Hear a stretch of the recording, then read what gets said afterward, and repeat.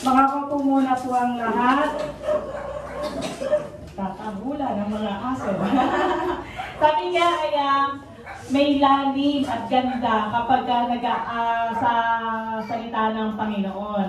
So you can spend lifetime kapag nag-aaral po tayo ng salita ng Panginoon.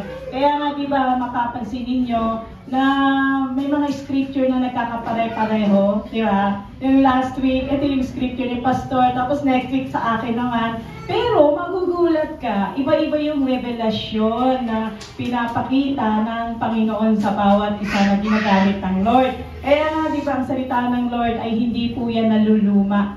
Diba, 2,000 years ago, pero andyan pa rin ang salita ng Panginoon. Sabi nga kanina, may lalim, may ganda sa gospel ng ating Panginoon. Amen? At sa ating pag-aaralan, ito po ay sa Book of John.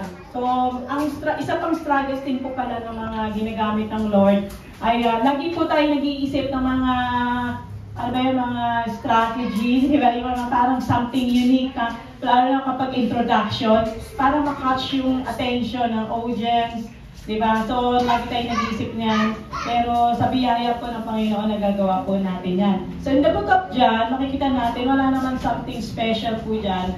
Kundi makikita natin ay John represent yung the basic. Ano yung basic nito? Sabi ni John, I believe sa Panginoong Jesus and you will save. At yun yung essence ng message na pag-aaralan natin sa araw na ito.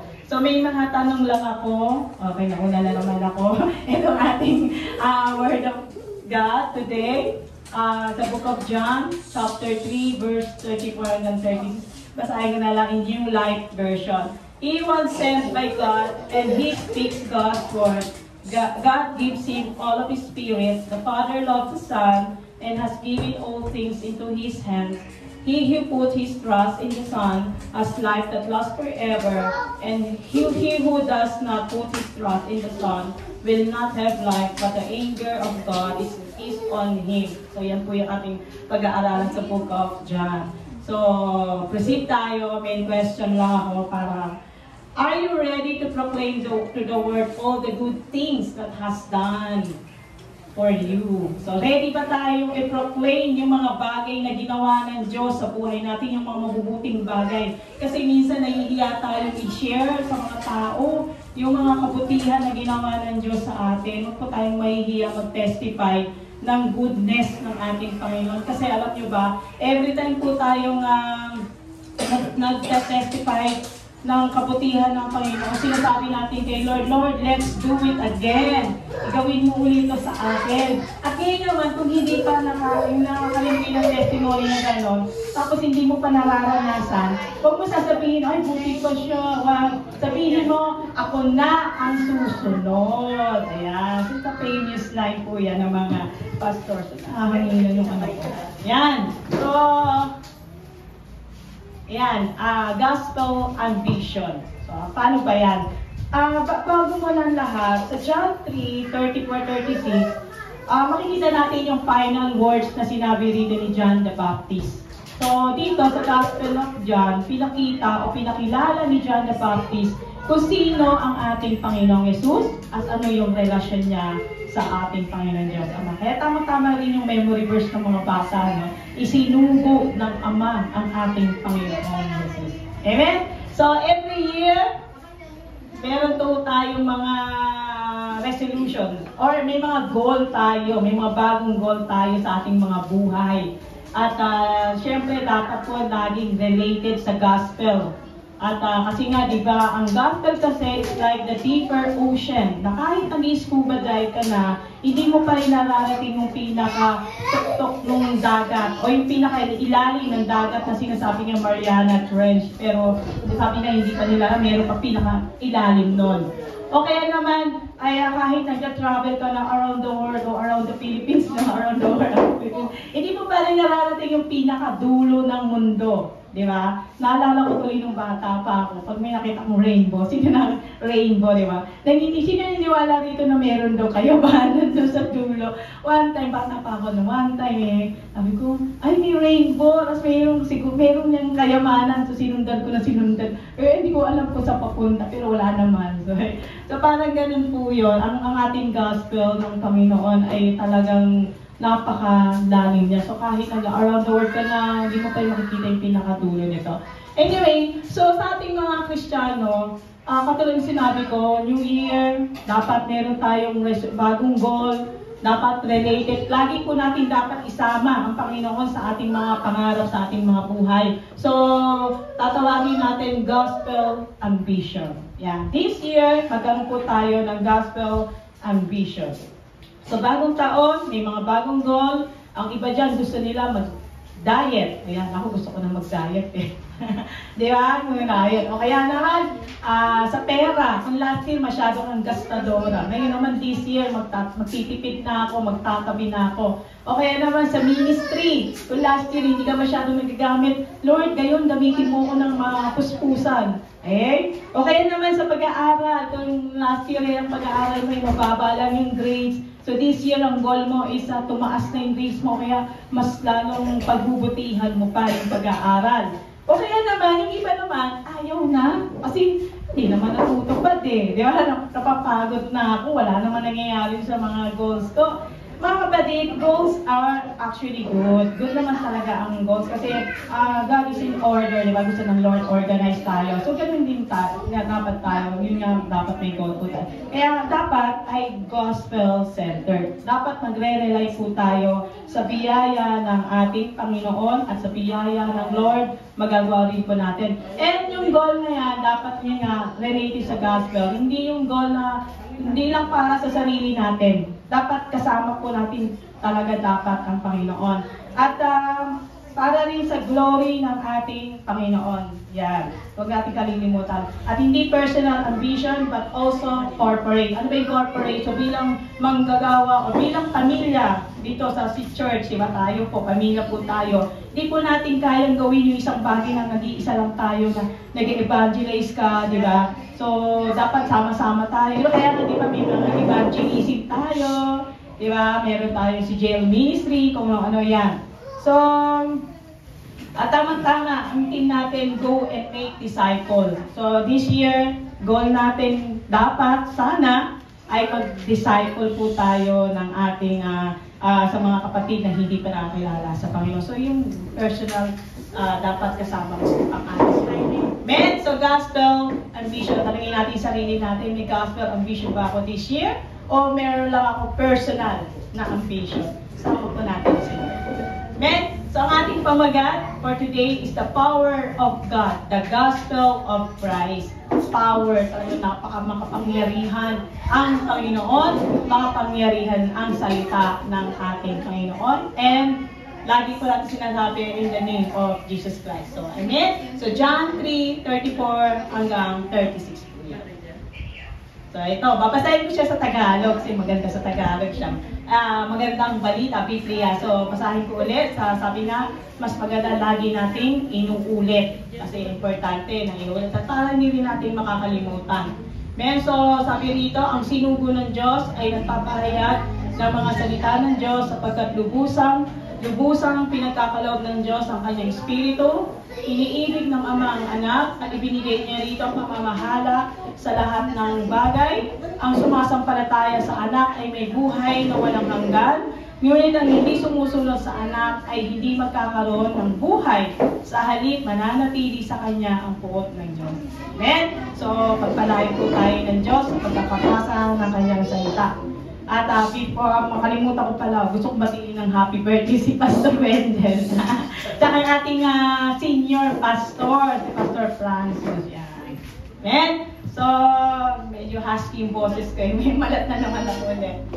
So, napakaganda nitong binasa natin. Sabi nga nila, kapag bago-bago ka pa lang na Kristiyano, ay laging ina-advise ang basahin natin ang Book of John. Kasi ang Book of John ay napakagandang basahin niya dahil lalo nagsisimula ka pa lang. Kasi dito pinapakilala ni John kung sino ang ating Panginoong Jesus. Amen? At yan, so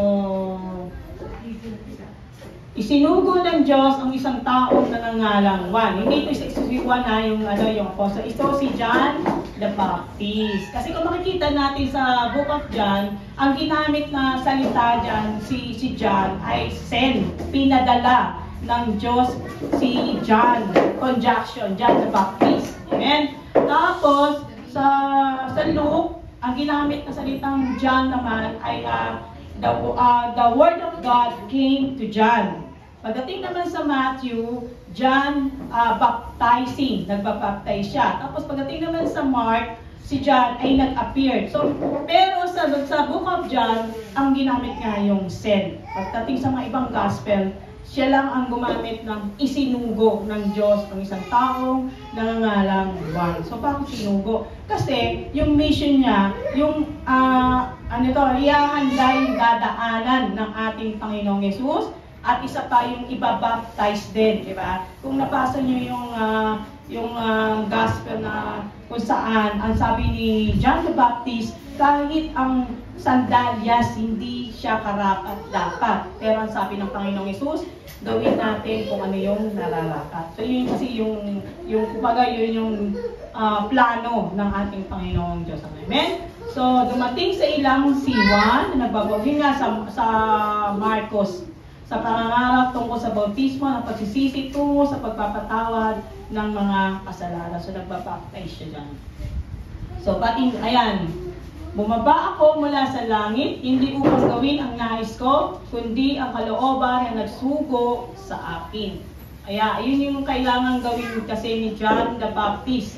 At ang ating Panginoong Jesus, bumaba siya mula sa langit upang gawin yung nais, hindi yung nais niya ha, kundi yung nais, yung kalooban na nagsugo sa Kanya. Ito yung ating Panginoong Diyos Ama. So, Jesus has been sent into the world to do the work of the Father. Amen? So, sa Gospel of John, doon sa chapter 4, makikita natin dito yung encounter ng ating Panginoong Jesus sa Samaritan woman. Diba? Nung nag-evangelize siya. Di ba sabi ng ating Panginoong Jesus, yung tubig, di ba nag-iigib kasi yung Samaritan woman di ba? At alam ng Panginoong Jesus na itong babae nito, nakalimang asawa na siya, kung daw nagkakasali. Tapos di ba yung tubig, sabi ng Panginoong Jesus sa kanya, kung sino man ang makakainom nito, hindi na muling mauuhaw. Di ba sabi ng Samaritan woman, ay ako gusto ko yan, di ba? Para hindi na ako mag-iigib. Pero hindi niya alam yung tubig na hindi literal, kundi yung espiritu, yung tubig nagbibigay buhay. Gaya nating mga Kristiyano tayo, nung nakilala natin ang Panginoong Hesus, di ba? Nagkaroon tayo ng buhay. Di ba? Nagkaroon tayo, kumbaga nakalaya. Meron nagkaroon freedom, yan, nakalaya tayo. Tapos unti-unti, nagbabago yung buhay natin. Kung talagang tinanggap natin Panginoong Hesus, na mula sa puso natin, makikita natin yung mula sa 360 degree, umikot tayo ng 180. Hindi pwede umikot ng 360, babalikan na naman doon sa kasalanan So 180, tapos yung kalahati nun, o yung buong na yun ang ating Panginoon. So, kaya makikita mo, di ba, dati kang chismosa, ngayon hindi na. Ang sinichismis mo na ang ating Panginoong Yesus. Ang sinichismis mo na kung paano ka binago ng Diyos. Kung paano nagpo-provide ang Lord sa buhay mo. Di ba? Kung dati lagi kang palaaway, nababawasan na siya. Hindi siya magic. So makikita natin. So anyway, magre-reflect muna tayo sa gospel. Kasi itong 3 verses na to na binasa natin kanina, ay may kinalaman nito doon sa gospel ng chapter 4. Okay? So kasi diba, sabi ko nga kanina, ay pinakilala ni John ang ating Panginoong Jesus kung sino siya at ano yung relasyon niya sa ating Panginoong Diyos Ama. So, the Father loves His Son. The Father loves us through His Son. The love of God. The power, yung kapangyarihan ng pagmamahal ng ating Panginoong Diyos Ama sa Kanyang anak. Ang Father God, ang pagmamahal niya sa atin through His Son, sa pamamagitan ng Panginoong Jesus. Amen? So, makikita natin yung pagmamahal ng ating Panginoong Diyos Ama sa Kanyang anak. For God so loved the world that He gave His only begotten Son. Ang pagmamahal ng ating Panginoong Diyos sa ating lahat, diba? Sobrang mahal niya tayo. At pinadala niya ang Kanyang nag-iisang anak, ang ating Panginoong Jesus. Pwede naman hindi naman niya padala, di ba? Pwede naman niya na, ay, mahala kayo, di ba? Pero hindi eh. Ang plano ng Diyos sa atin ay tayong lahat ay maligtas. Ang plano ng Diyos sa atin tayo magkaroon ng buhay ng walang hanggan. Yan, ayan. So, yun yung plano ng ating Panginoon. Okay, so, ano yun? Kapag naniwala tayo sa ating Panginoong Yesus at tinanggap natin siya, anong mangyayari sa atin? Magkakaroon tayo ng buhay na walang hanggan. Kaya mapapansin mo, no, sa buhay natin na kahit ang dami nating mga problema, pero andun yung kapayapaan sa puso natin, sa mukha natin. Minsan pa nga may lalapit, uy, bakit parang wala kang problema? Sino yung nakaranas ng gano'n? May nagtanong na ba sa inyo gano'n? Bakit parang wala kang problema? Lagi kang masaya, lagi kang ginagawa. At sa Facebook, makikita mo, buti pa to si ganito, walang problema, di ba? Kala nila, pero hindi nila alam, may mga problema ka, malalalim pa nga. Pero dahil nasa puso natin ang Panginoong Yesus, nakikita sa atin ang Panginoong Yesus sa buhay natin. Yung kapayapaan na ibinibigay, na hindi kayang ibigay ng kahit sino. Yung pagmamahal na hindi kayang ibigay ng tao, kundi ang ating Panginoon Yesus lang. Siya lang yung magpupuno sa atin. Amen? Yan. Ang ating Panginoong Diyos Ama, hindi niya tayo minahal nung tayo ay maganda, mabango, hindi. Minahal niya tayo nung tayo ay makasalanan pa. Kaya nga ang Panginoong Yesus ay namatay sa krus ng Kalbaryo para po sa ating lahat. Hindi lang sa ilang tao, hindi. Sa ating lahat. Kasi mahal tayo ng Diyos. Ang plano ng Diyos sa atin, lahat tayo ay maligtas. Ang plano ng Diyos sa atin, magkaroon tayo ng buhay ng walang hanggan. Yung nga yung pagmamahal ng ating Panginoong Diyos Ama sa ating lahat. Amen? So, we know that Jesus lay down His life for us. Yung pagmamahal. Since ngayong February, ang ating team, tama ba ako, Pastor? I love pagmamahal. Yan, yung pagmamahal. Walang sukat na paglagyan talaga ang pagmamahal ng ating Panginoon sa ating mga buhay. Minsan kasi, kapag may mga prayers po kasi tayo hindi nasasagot ng Lord, nagtatampo agad tayo. Sabihin natin, ay hindi ako mahal ng Lord kasi hindi niya sinagot ang aking panalangin. Pero hindi mo alam, may plano ang ating Panginoon. Meron siyang dahilan kung bakit hindi nasasagot. Mahal niya tayo, ayaw na tayo napapahamak. Diba? Kaya nga, di ba, lahat ng bagay ay mayroong dahilan kung bakit nangyayari yan. Amen? So, wala nang ibang pagmamahal na makakapunan sa puso natin, uhaw na uhaw sa pagmamahal, maliban sa pagmamahal na nanggagaling sa Diyos, sa pamamagitan ng Panginoong Yesus. Sa Old Testament, makikita natin ang Panginoong Diyos Ama, lagi po siyang galit kasi ayaw niya ng kasalanan niya. Pero pagdating sa New Testament, makikita natin na dahil sa ating Panginoong Yesus ay nabali yun eh. Kaya muling nagkaroon ng, kumbaga, muli tayong nakabalik sa ating Panginoong Diyos Ama. Dati uhaw na uhaw tayo, may hinahanap tayo, para bang laging may kulang, di ba? Nung hindi pa natin nakikilala ang Panginoong Yesus. Pero nung nakilala na natin siya, pinapasok na natin siya sa ating buhay, ayun niya, siya yung nagpuno. Sabi nga, si Jesus ay sapat na. Diba? Sobra-sobra pa. Kaya napakahalaga na ang Panginoong Yesus ay, kumbaga, seryoso natin siyang tanggapin sa ating mga buhay. Parang ano lang yan eh, gagamitin illustration parang yung kape. Ako, mahilig ako dati sa 3-in-1. Instant. Yan, mabilisan. Nung nagtatrabaho pa ako sa Dubai, ay assistant teacher ako eh. Siyempre, mabilisan, maaga lagi pasok ko. Siyempre, isang buhos lang yun. Tapos, tubig na mainit, yun na. Pero nung natikman ko yung puro talaga, yung purong kape, ay ang sarap pala, mas masarap pala.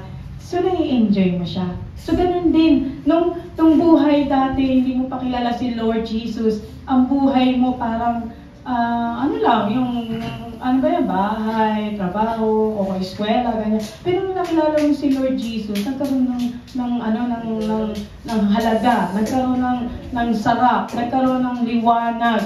Na-enjoy mo siya, di ba? Na-enjoy natin. Bagamat may mga pagsubok sa buhay natin, pero makikita natin na ang Panginoon Jesus ang nagpupuno nito. Siyempre ikaw, habang tumatagal, lumalalim ka na eh, di ba? Siyempre ikaw, gusto mo, paranasan din ng ibang tao. Kaya ginagawa mo, sinishare mo ang Panginoon Jesus sa ibang tao, lalong-lalo na sa mga mahal mo sa buhay, para maranasan din nila yung nararanasan mo na dating hindi mo nararanasan. Amen? Ayan. So, the joy of God, yung joy, yung kaligayahan ng ating Panginoong Diyos Ama. The Father gives everything to His Son. The Father gives everything to us through the Son. So makita natin laging through the Son, through Jesus. Kaya nga laging tinatanong, sino si Jesus? Siya ang daan, siya ang katotohanan, siya ang buhay na walang change. Siya yung katotohanan. Kaya nga di ba, every time nag-share tayo ng 4SL, di ba? Lagi natin sinasabi na hindi po religion ang dala namin, kundi yung relasyon sa Panginoong Jesus. Kasi hindi po religion na makakapagligtas sa atin, kundi yung magkaroon tayo ng relasyon. Kasi kapag may relasyon po tayo, nagbabago po tayo ng ating mga ugali, ng ating buhay, kasi mahal mo eh. Diba? Yun ang kaibahan ng religion sa relasyon eh. Kaya importante na magkaroon tayo ng relasyon. At kapag nagkaroon po tayo ng relasyon, ang Father gives everything to us through the Son. At mapapansin mo, diba, ibibigay ng Lord sa iyo ang lahat ng iyong pangangailangan sa pamamagitan ng Panginoong Jesus. Kaya nga nagpipray tayo lagi in the name of Jesus. Naalala ko, meron ako napanood isang testimony ni Camille Prats. Kilala niyo yun, di ba, artista? Kasama ko yun, Joe. Di ba, sabi niya, noon daw, ay ang buhay niya, taping, shooting, pictorial, yun lang ang buhay niya. Ganun lang, may ikot lang. So, pero lagi yung may kulang. Tapos yung pera niya, kumikita siya ng malaki, di ba? Sikat siya eh. Pero nagtataka siya, bakit hindi siya nakakaipon ng malaki? Hindi siya nakakapagpagawa ng bahay. Kumbaga laging may kulang, laging butas. Pero nung nakilala daw niya ang Panginoong Jesus, tapos pandemya niya kilala ang Panginoong Jesus, kung lang nagkakamali. Doon pa nagkaroon siya, nagkaroon na nakapagpagawa siya ng bahay. Yung mga bagay na kulang dati sa kanya, yung mga dating na, yung mga blessing. Lord, thank you. Diba, imagine mo yun, no? Pandemya pa yun. Kasi yung time na yun, nakilala niya ang Panginoong Jesus at natotoo sa kanyang puso. Kaya kung makikita mo yung testimony niya, panoorin niyo yun, ang ganda ng testimony ni Camille Prats. Ganun din sa atin. Diba, nung tinanggap natin ang Panginoong Jesus, nagkaroon ng buhay. Yung ating buhay na dati walang ilaw. Akala mo, ito yung magpupuno sa'yo sa buhay mo. Akala mo, ito yung magbibigay ng mga pangangailangan mo. Material things, nawawala yan. Pero yung pagmamahal, yung totoong tinanggap ng Panginoong Jesus, hindi na. Habang tumatagal, lumalalim yan. Kaya nga, di ba, dapat wala na tayong mga excuses kapag gagamitin po tayo ng ating Panginoon. At nagagalak din po ako, nape-bless din ako kasi nakilala ko ang Panginoong Jesus sa buhay ko. Ano yata yun, 1996, kung daw nagkakamali, nakilala ko ang Panginoong Jesus sa Abu Dhabi pa. Lumakay pa akong aeroplano para makilala ang Panginoong Jesus. And then, unti-unti. Yan. Hindi pa nga masyado, pero unti-unti. Lord, salamat. Kayo din ba? Nagpapasalamat kayo at nakilala niyo ang Panginoong Jesus? Amen. So yan, the joy of God, the Father gives everything to His Son. The Father gives everything to us through the Son. So sa pag-ibig ng Ama sa kanyang anak, nag-uumapaw ang kanyang kasiyahan. Ibinigay niya ang lahat sa kanyang anak. And this is a perfect model of what self-giving love means. Lahat ng kapangyarihan, lahat ng karunungan, lahat ng kabutihan. So, di ba tayong mga magulang sa ating anak, di ba, pag malaman natin anak natin, lahat binibigay natin sa kanya. Isusubo mo na lang, bibigay mo pa sa anak mo. Kasi mahal na mahal mo eh. So, ganun din ang ating Panginoong Diyos Ama. Binibigay niya ang lahat-lahat. Amen? So, ganun din po tayo. Kapag tayo po nagmahal sa ating Panginoong Yesus, na totoong nagmamahal tayo, ibibigay natin lahat-lahat sa Panginoon. Amen? Yan. So, word or revelation of God. The Father reveals Himself to His Son. The Father reveals Himself to us through His Son. Ito na yung sinasabi ko, na yung Book of John, ay pag binasa mo po dyan, ay makikita mo, ipinapakilala ni John kung sino ang ating Panginoong Yesus. At dito, ipinapakilala rin ng ating Panginoong Diyos Ama ang kanyang sarili sa pamamagitan ng ating Panginoong Yesus. Amen? The Father reveals Himself to us through His Son. So makikilala din natin ang Panginoong Diyos Ama sa pamamagitan din ng Panginoong Yesus. Ang salita ni Jesus ay salita ng Diyos dahil sa lahat ng nalalaman ng Diyos ay alam din niya. He Himself is the Word. Siya po yung salita. Diba kanina, dahil sa nag-uumapaw yung pag-ibig ng ating Panginoong Diyos Ama sa kanyang anak, ibinigay niya lahat. Lahat-lahat, kaputihan, karunungan, lahat-lahat. Kaya nga dito, iisang sinabi dito, ay ang nalalaman ng Diyos ay alam din niya. So, by the way, ang ating Panginoon ay Trinity po siya, di ba? Kung alam niyo, Panginoong Jesus, Panginoong Diyos Ama, Panginoong Jesus, at ang Holy Spirit. So, Trinity sila. Bagong tipan, Filipino Standard Version, John 1:1-2. Mahina ba yung boses ko?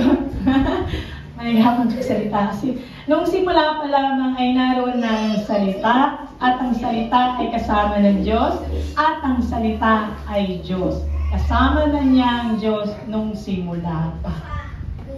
Simula pa, nandyan na ang Panginoon. Kaya napaka-powerful ng ating mga salita.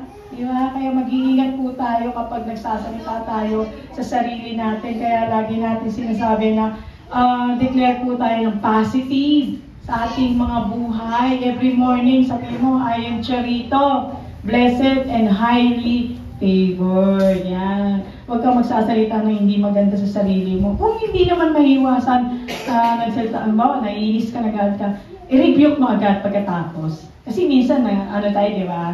So, dapat lagi po tayo nagsasalita ng maganda sa sarili natin. Ako, lagi ko nagsasalita pag-gising ko. Ako ay maganda, pinagpala, pinaburan. At isa pa, lagi kong pinag-pray yung nga, healthy, kailangan yung healthy. Like ngayon, balik na naman yung aking malat ng boses. At kahit na ganun pa rin, di ba, hindi naman, minsan may nagsasabi, di naman nangyayari, tuloy ka lang. Di ba? Tuloy ka lang. So, natutuwa rin ako, share ko na rin, no? Nung nag-zoom kami ng aking anak, ay nagpipray daw siya. Natutuwa kami ni Pastor Wender kapag nagsasalita siya ng gano'n, sinishare niya, nagpipray daw siya palagi. Yan. Di ba nakakatuwa yung mga anak natin kapag nagsishare ng ganyan? Uy, mami, nagpray ako kay Lord, ganyan-ganyan. So, ayan, magde-declare po tayo ng maganda sa ating mga sarili. Positive po palagi, na kahit nasa sarili mo nga, na sinasabi mo na, ay wala naman, di naman yan, wag, rebuke mo yan, tuloy ka lang, sabihin mo lang araw-araw yan. At isa pa, lagi ko bukod sa healthy, lagi ko share ko rin sa inyo na, lagi ko rin pinagpipray na, lagi ang mukhang bata. Ayan. Kaya kahit na matanda na yung age, Lord, pababakin mo ay itsura ko, lagi yun yun, declare ko yun lagi. Kayo din, declare niyo yun. Effective po yan. And sa 1 John 1:1, sumusulat kami sa inyo tungkol sa Kanya na sa simula pa siya na ang salitang nagbibigay buhay. Yan, ang salita ng Lord. Di ba? Kapag nagbabasa tayo ng Bible, nagbibigay buhay siya, nalilip ka, di ba? Sumisigla ka, ay Lord, ito pala yung pangako. Nakakalimutan mo na yung pangako ng Diyos. Basta ka ng Bible, o kaya dapat meron kang memory verse sa sarili mo. Di ba? Meron ka dapat pinangahawakan na pangako ng Diyos, hindi tayo pababayaan, hindi tayo iiwanan. Kami po, pag favorite namin ng Bible verse ni Pastor Wendell, yung Matthew 6:33, seek first the kingdom of God and all this and His righteousness and all these things shall be added to you as well. So dati, di ba, parang that before, yung nabasa ko yan, ay, unahin natin si Lord. Di ba, gagawin natin, akala natin, unahin natin, magsisimba ko, pagbibigay ng tithes and offering, mga ganun, di ba? Magbabahagi. Pero may mas deeper pa pala doon kapag ka binabasa, pag paulit-ulit mo siyang binabasa, may much deeper pa doon sa meaning na yon sa Matthew 6:33. Ibig sabihin na pag inuna mo pala ang Lord, ay unti-unti tatanggalin mo yung mga bagay na hindi nakakalugod sa Kanya. Na kahit masakit, Lord, ang sakit nito, pero ito yung gusto ko. Kaya sabi ng Lord, bitawan mo, bitawan mo siya. Kung talagang mahal mo siya. Amen? Ayun nga, at pagka nangyayari yun, makikita mo sa sarili mo, nagkakaroon ka ng buhay sa sarili mo na siya yung nagbigay buhay sa iyo, siya yung kasi nga di ba tayo, dati mga patay tayo eh. Literal na hindi yung patay nga na, patay tayo sa spiritual, di ba? Pero nung si Lord Jesus na nakilala mo na ang Panginoong Diyos Ama sa pamamagitan ng Panginoong Jesus, nagkaroon tayo ng buhay. Amen? Yun yung siya ay aming narinig, nakita, napagmasdan, at nahawakan. So, ibig sabihin, ito yung pinapasok mo ng Lord Jesus sa buhay mo, pinanghawakan mo ng salita niya, yun ay hinahayaan mo na siya yung mag-drive ng buhay mo. Hindi yung pinapasok mo siya, Lord, dito ka lang sa kusina, hindi ka pwede sa sala, hindi ka pwede sa kwarto, hindi ka pwede sa garden, dito ka lang ha, huwag kang aalis. Ibig sabihin nun, yung mga sa area ng buhay mo, ayaw mo siyang papasukin, dito lang siya. So, wag gano'n. So, kung talagang pinapasok mo siya, dapat siya na yung magmamaneho ng buhay mo. Nagtitiwala ka talaga sa kanya. Parang sa aeroplano, di ba? Hindi naman natin kilala yung piloto, pero nagtitiwala tayo sa kanya na ligtas tayo makakarating kung saan man tayo pupunta. O kaya sa jeep, di ba? Hindi naman natin kilala yung driver, di ba? O, nagtitiwala tayo sa Panginoon. Amen? So, kailan may wala pang nakakita sa Diyos, ngunit ang natatanging Diyos na pinakamamalang Ama ang nagpakilala sa Ama. Sa John 1:18. Amen? So, ibinigay niya sa akin ng aking Ama ang lahat ng bagay. Walang nakakilala sa anak kundi ang Ama, at walang nakakilala sa Ama kundi ang anak, at ang mga piniling anak ng pagpapahalaga. So, yun nga, paulit natin na sabi ko na napakahalaga na kilalanin natin o aralin natin ang salita ng Diyos. Amen? So, sabi ko nga, ang Panginoong Diyos Ama, hindi po siya KJ, ayaw niya mapahamak tayo. Pwede namang hindi niya ipakilala yung sarili niya sa pamamagitan ng Panginoong Jesus. Diba? Sa Old Testament, pwede namang wala na yung New Testament. Bahala na kayo dyan. Pero hindi. Sabi nga sa Hosea 4:6, my people are destroyed for lack of knowledge. Napapahamak tayo kapag wala tayong alam. Dati hindi natin alam ano ba yan, ano pa si Jesus, ano pa yung 4SL na yan, di ba napapahamak? Pero ayaw ng Lord na tayo napapahamak, kaya isinugo niya ang kanyang nag-iisang anak para sa ating lahat. If you really know me, you will know my Father as well. So kung kilala natin ang Panginoong Jesus, ay kilala na rin natin ang Panginoong Diyos Ama dahil nagpapakilala ang Panginoong Diyos Ama sa pamamagitan ng Panginoong Jesus. Amen?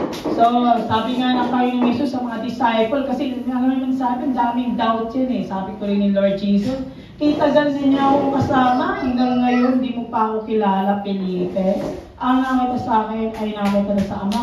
Bakit mo sinasabi, ipakita mo sa amin ang Ama? So, napakalaga talaga na aralin talaga natin, saliksikin natin ang salita ng Panginoon. And the mission of God. The Father sent His Son to the world. The Father sent us to the world through His Son. So, pinadala ng ang Panginoong Diyos ang mga kanyang anak sa mundong ito. Yun yung mission niya. Bakit? Para tayong lahat ay maligtas at magkaroon tayo ng buhay ng walang hanggan. And then, ang Father sent us to the world. Tayo yun. Yung nakakilala na tayo sa ating Panginoong Jesus through His Son. To the world. To send us to the world. Kasi para tayo ay magbahagi ng salita ng Diyos, ng gospel. Kaya nga di ba kanina yung gospel ambition. So dapat magkaroon din tayo ng gano'n, ng goal sa buhay natin na ibahagi natin ang Panginoong Yesus sa ibang tao, na kung paano tayo binago, pero kung may opportunity tayo na magbahagi ng salita ng Diyos, bahagi tayo ng 4SL. Kung magkaroon tayo ng chance, di ba? Para lahat ay maligtas, para lahat ay makilala sa Panginoong Yesus. Okay? So sabi sa Luke 19:10, "For the Son of Man came to seek and save the lost." Yan. Nagpunta ang Panginoong Yesus para lahat po tayo ay maligtas. Diba? Mateo 20:28, "Sapagkat maging ang anak ng tao ay narito hindi upang paglingkuran, kundi upang maglingkod at ialay ang kanyang buhay sa ikatutubos ng marami." So nagpunta ang Panginoong Yesus, niligtas tayo, tinubos tayo, namatay siya para sa ating lahat. Amen? Kaya tayong mga manggagawa ng Diyos, huwag natin sasabihin, hire ako sa ibang tao. Di ba, minsan nakakaroon tayo ng hangin sa sarili natin, mayabang tayo. Paglingkuran niyo ako, huwag tayong ganon. Kasi ang Panginoong Yesus, nagpunta siya dito, hindi paglingkuran, kundi siya ang naglingkod, siya nag-alay ng kanyang buhay sa ating lahat. Yung naglingkod, yung nagbahagi ng salita ng Diyos, diba? Yun yung kanyang mission eh. Yun yung dahilan kung bakit siya nagpunta dito sa mundo. Tayo din, ano ba yung mission natin? Go and make disciples, share the word, share the good news. Yun yung ating mission eh. Kaya bago umakyat ang Panginoong Yesus sa langit, diba? Iniwan niya yan eh. Sinabi niya yan sa atin. At iniwan niya rin ang Holy Spirit para yun yung kasama natin. Amen? So, Christianity, like yung religion, is not about us, the lost sinner, finding God. It is about God seeking us. Hindi ito yung pag-akyat sa hagdanan through our religion good works. Hindi po tayo maniligtas sa mga mabubuting gawa natin. Kundi yung ating relasyon, yung makaabot sa Panginoon. It is about God coming down to us in Jesus. Tandaan hindi porket mabait ka, mapupunta ka na sa langit. Dati ganun yung paniniwala ko. Ay, kung mabait ka pala, mapupunta ka sa langit. Hindi. Yung pala, yung tanggapin mo ang Panginoong Yesus sa buhay mo, ng buong buo. Yun ang yung pala dapat magkaroon tayo ng relasyon sa ating Panginoon. Amen? So, naligtas tayo dahil tinupad ni Jesus ang mission ibinigay sa kanya ng Diyos. Dahil ibinigay niya ang buhay niya para sa atin. Ngayon, mga kapatid, naligtas yung mga mahal mo sa buhay, hindi dahil sa iyo, kundi dahil ibinahagi mo yung salita ng Diyos sa kanila, kundi dahil pinakilala mo ang Panginoong Yesus sa buhay nila. Amen? At nagkaroon sila ng buhay na walang hanggan. So, the power of God, the Father gives His Spirit to His Son, the Father gives His Spirit to us through His Son. So, yung Espiritu kaya ng Panginoon ay nasa atin. Yun ay nananalantay sa ating buhay, yung Espiritu ng ating. Kaya kung napapansin nyo, di ba, kung lagi natin tinatanong, ilang taong ka na bang Kristiyano? Merong 5 years, 10 years, pero bakit, tinatanong natin minsan, pero bakit hindi ko pa rin nakikita sa kanya ang Panginoon? Di ba, minsan ganun tinatanong. Kasi maaaring, baka tinanggap niya lang, pero wala na, di ba? Pero kung talagang tinanggap mo ang Panginoong Yesus sa buhay mo, makikita yung Espiritu sa buhay mo, kasi nagbabago tayo. Nag-iiba yung pag-uugali natin, nag-iiba yung goal natin, di ba? So kaya di ba, kasi ito lagi natin sample eh. Yung para tayong mga isda na sa aquarium, pinapanood tayo. Titignan tayo ng pagkakamali, hindi yung mahirap doon eh. Kaya dapat, lagi tayo, dapat dala-dala natin yung bandera ng ating Panginoon. Kaya dapat lagi tayo nag-iingat. Dala-dala natin yung Espiritu ng Panginoong Jesus sa buhay natin. Pati yung mga artista. Titingnan tayo, pinapanood tayo. Eh di ba pag nagkakamali tayo, yan pa yung Kristiyano. Yeah. Pero dapat, kaya nga, dapat nasa puso natin ang Panginoong Yesus. Amen?